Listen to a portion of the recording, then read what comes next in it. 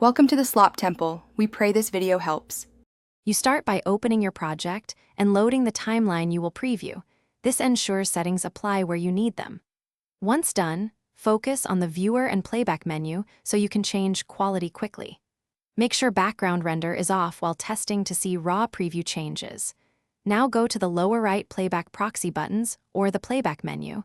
These first actionable controls let you choose between full, half, and quarter preview resolutions to improve performance immediately.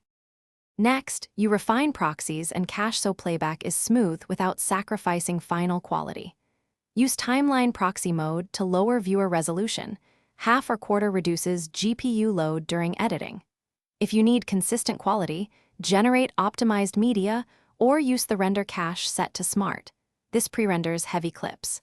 Make sure GPU settings and preferences match your hardware, because Resolve leans on the GPU for real-time scaling and debayering. Finally, you verify results by playing the timeline and toggling preview modes to confirm acceptable performance and clarity. Once satisfied, switch preview back to full before final grading so you see final detail. If you encounter stuttering or artifacts, clear the render cache and regenerate optimized media. That often fixes corrupt pre-renders.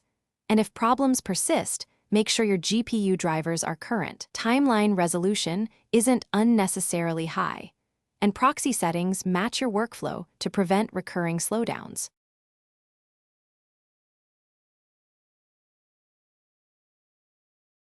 Thanks for watching. Consider subscribing if we helped you.